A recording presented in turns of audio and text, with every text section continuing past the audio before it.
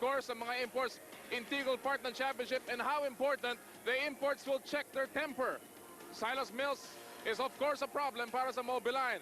The intangibles and the tangibles of a championship series, especially among the locals.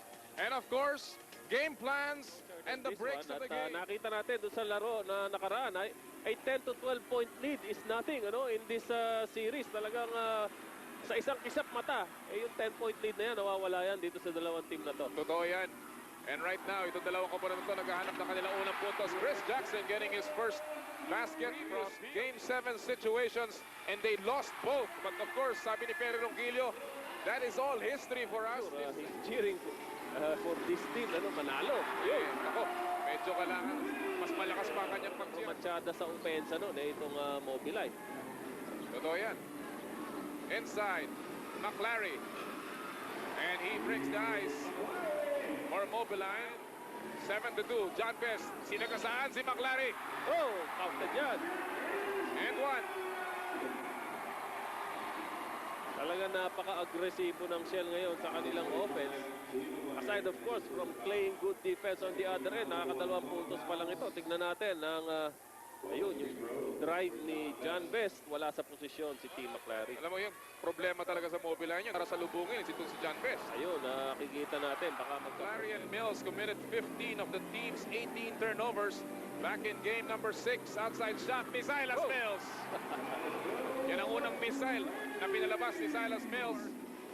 First quarter of game number 7. Winner take all sa PBA Governor's Cup. Cross court. 10 seconds of shot clock. McClary goes up. Yes.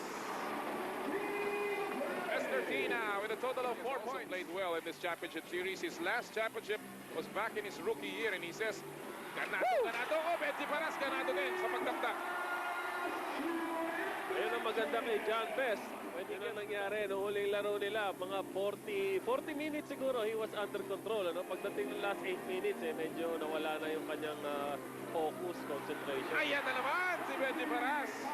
Alam mo, pag nananalo ang Formula Shell, si Benji Paras has been playing big. Picked up this early in game number 1, or rather 7. What a championship game. Benji Paras picking up the action. We'll be back.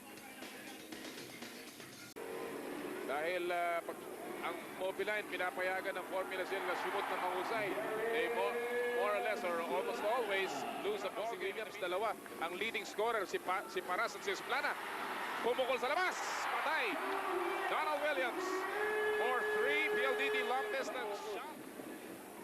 But one more thing about this Mobiline team, they have not been able to shoot from the outside. It's been all inside the lane. Outside shooting ng Mobiline has to be there for them to win.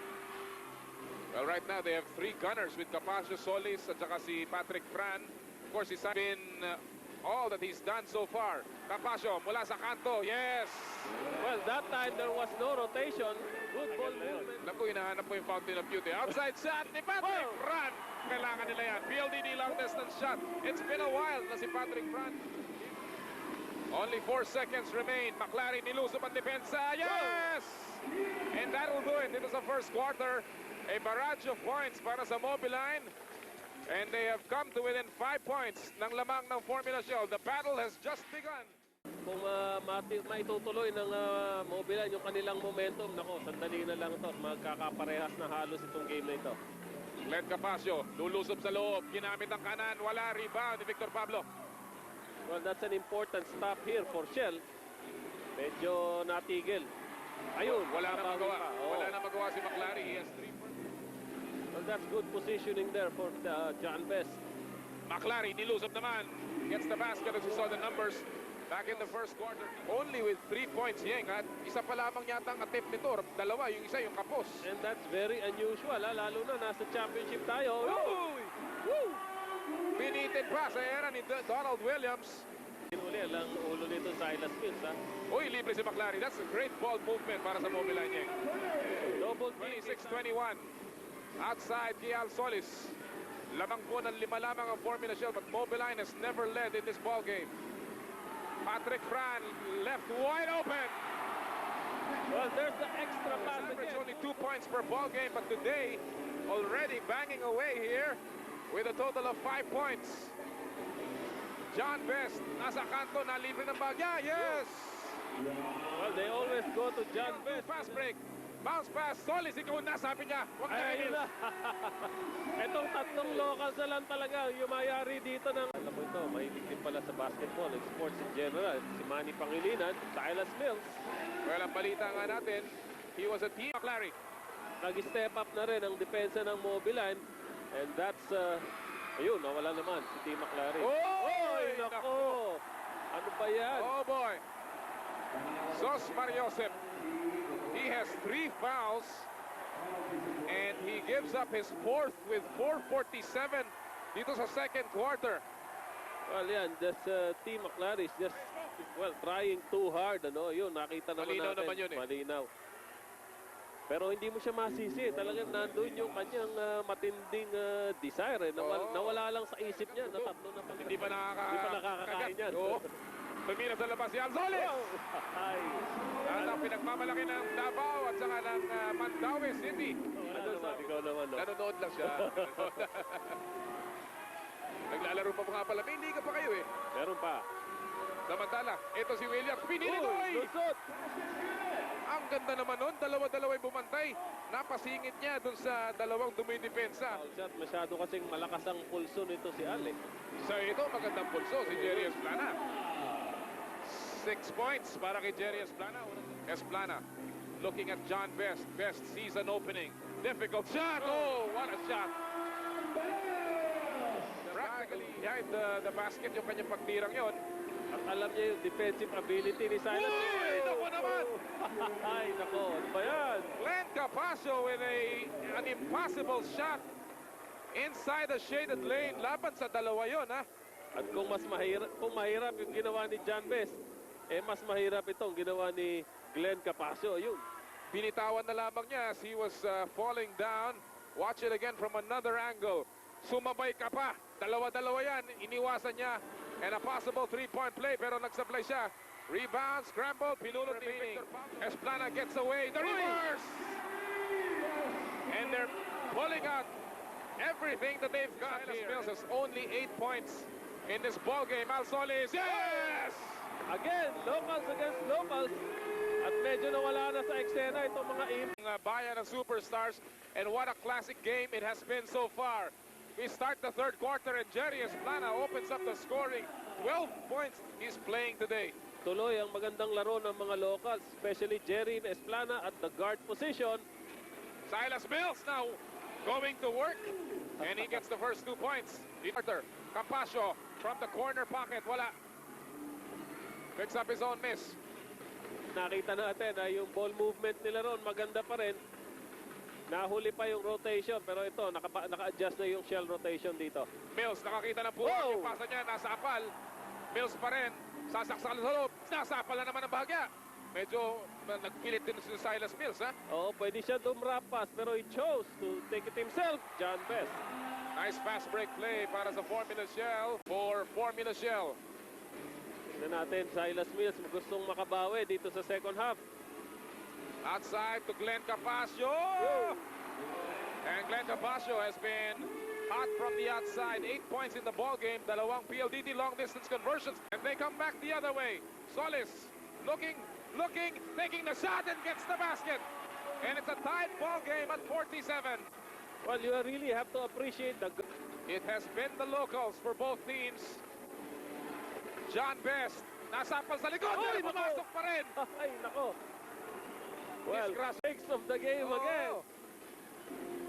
Siguro kung hindi nahawakan niya, baka malakas yung tira eh. Oy, si McLaren naman, yung spin move niya. And now, the action and the scoring. Michelle, Mobiline has tasted the lead only once. Ito si T. McLaren. McLaren gets away! Well, walang help defense ang Shell doon. Hindi nila tinulungan si Chris Jackson. Team. John Best, sisiksik sa loob. Oh, binalibag yung bola, pasok pa rin.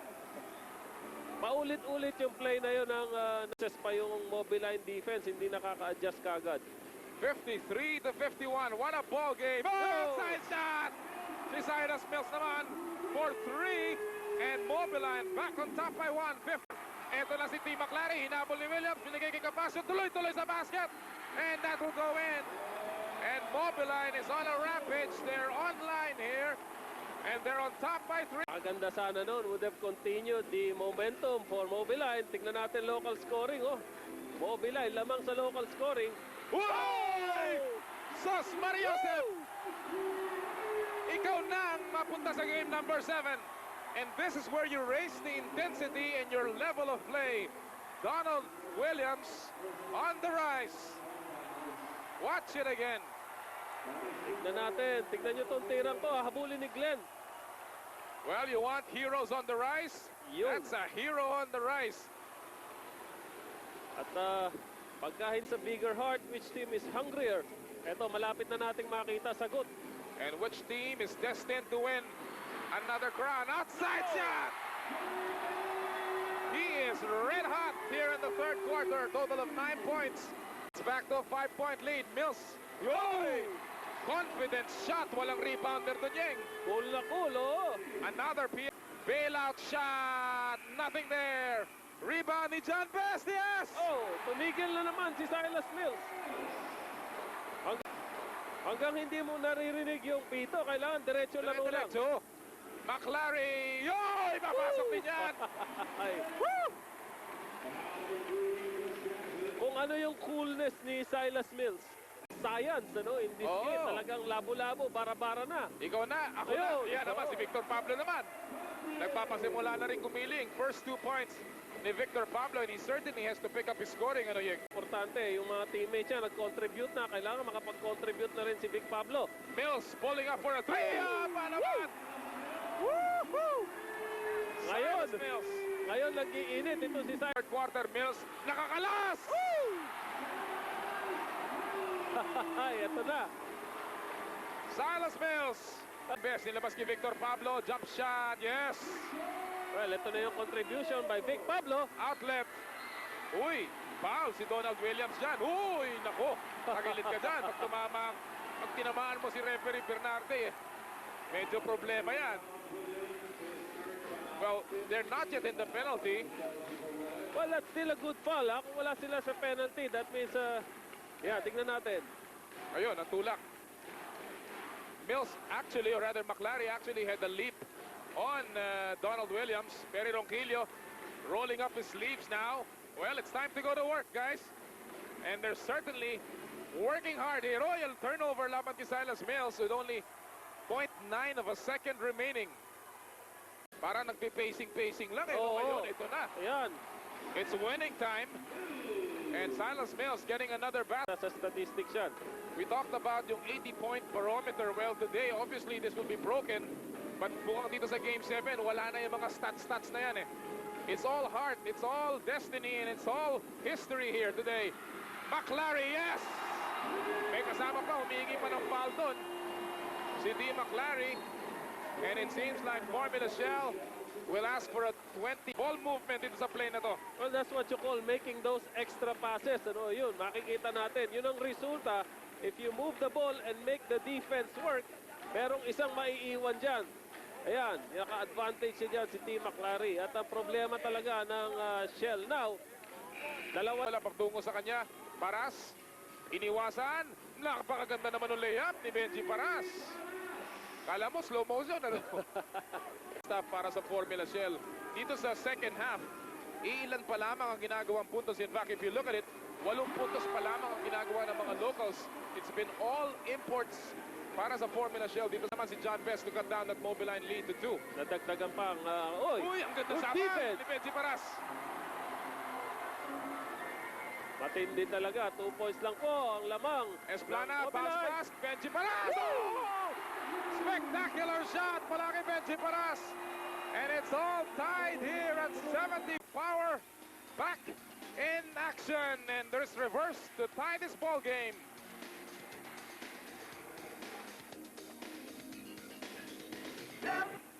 Abante na Shell. Abante si John Best, and he will give them a 5-point lead. Ngayon, wala na bumababa sa depensa naman ng Mobiline, Yeng. Puro pasa. Yes. Tumira sa labas. Good line. Aba naman. He has been red hot. 5 out of 6 from the 3-point range. A good top mula kay Silas Mills. 79-77 is our score. Formula Shell on top by 2. Mills. Pumake ng tres. Nakalusot. Tuloy-tuloy. Nilabas kay Alsoles for three. Yes! Ay! And all of a sudden, yung 5-point lead na pura na lamang, Geng. Alam mo, I thought, tignan natin dito, who can withstand this kind of a pressure? Formula Shell. Sige, Geng. Well, both teams showing talagang pan-championship caliber tong dalawang team na ito. Panay bomba mula sa labas. And what a ball game para sa Mobiline. They have erected a 4-point lead and it's rocking dito sa Cuneta Astrodome behind the big guns from the outside ng Phone Pals. Sila maghahabol ng outside shot. They're open, then they can take. Mobiline can make those shots. Kung hindi naman, Silas Mills can penetrate. Outside shot, Williams! Siya naman ang nagpakita. 3-point bomb. Pangatlo yan mula sa PLD. Balik na naman. Oo, at courtesy of Donald Williams sa kanina, medyo tahimik na pero bumawi ngayon. Solis, titira sa labas. Patay na naman. Ay, nako. Pang-apat na PLDD long distance shot ni Al Solis. 16 points for the pride of Mandaue. And the lead goes back. Wala. Offensive rebound ni Benji Paras. Ano ba naman to? We are already past the 80-point mark, although Mobiline is still leading here. Remember, Mobiline has a losing record whenever their opponents shoot more than 80 points. But today is a different day. It's a different game. This is must-see. Sa tuktok ng 3-point area. Offline that time. Pero yung bola, nabalik kay Glenn Capasio. Swerte pa itong Mobiline, ha? Swerte, natumba ron si Chris Jackson. Silas Mills from the corner. Yes! What a performance by Silas Mills. He has only missed once mula sa 3-point range. 6 out of 7 si Silas Mills today. Parang napakadali. Kung titignan mo yung go to the usual pick and roll here, but the defense is there. Paras! Oh, yes! Coming to the rescue si Benji Paras. Talagang makikita mo, he has put on his game face dito, Yeng. The largest selling luxury cigarette. This is it. This is winning time. Mills from the outside. No, Jackson gets the rebound. It cannot get any closer than this. Ayun, tama ginawa ni Jerry Esplana doon. Hinintay niya muna yung kanilang mga import. Williams, 5 fouls na si Glenn Capasio. Inilabas kay Benji Paras. Bilangga si Patrick Cran, nakakita ng buwakin. Benji Paras again, plus a foul. Well, Benji Paras showing here that he's not the only MVP rookie. Kung bakit siya nabigyan ng ganyan titulo. Ayan. I have not seen Benji Paras play this way in a long, long time. And what a performance, dominating inside. 18 points in the ball game para kay Benji Paras. 12 na. Pero sigurado may possession pa rin ng Mobiline. Williams, inilabas kay Esplana. Still a lot of time sa kanilang shot clock. Esplana pa rin. Now the shot clock is down to 9. Esplana trying to look for an opening. He forces this one. Yes! Woo! What a shot! Oh, that would be the biggest shot in this game of his career. Jerry Esplana, the rookie of the year back in 1990, giving Shell a 3-point lead. And Mobiline has 27 seconds to try and neutralize, but it's Jerry Esplana coming to the rescue. 27 seconds to go. Ito po ang bayan ng superstars. Well, wait. For a 2-pointer, ano? Tingnan natin. Silas Mills, tinatauhan ni John Best. Medyo nagtatagal sa labas. Pasa sa loob, McClary goes up. And that will count. Lead is down to 1. At yun, ubusin yung inyong mga kuko. This is it, mga kaibigan. 4.9 seconds to go. They want to give it to the man who can shoot. Patrick Fran will take a 3 for the win. Voila! And Formula Shell will go away. Formula Shell is the champion of the 1998 PBA Governor's Cup. Well, they failed to get that ball into Silas Mills' hands, which I felt they had the best chance to win this game. Ayan na po, nagkagulo na rito. Winakasan ng Formula Shell ang 6 na taon. 6 na mapait na taon na paghihintay ng isang kampyonato. All those years of frustration, yung Commissioner's Cup debacle nila, where they thought they were going to make the finals. Of course, yung Centennial Cup na natalo sila sa Mobiline. Now, Formula Shell is champion once again of the PBA. Alam mo, kasamang Noli, masyado lang talaga maganda yung larong ito. At it's just too bad for Mobiline. We should have 2 championship trophies here. Tama yan. Tama talaga yan. For Coach Eric Altamirano and all his players, saludo kami sa'yo. Saludo kami lahat sa'yo. Well, ang Mobiline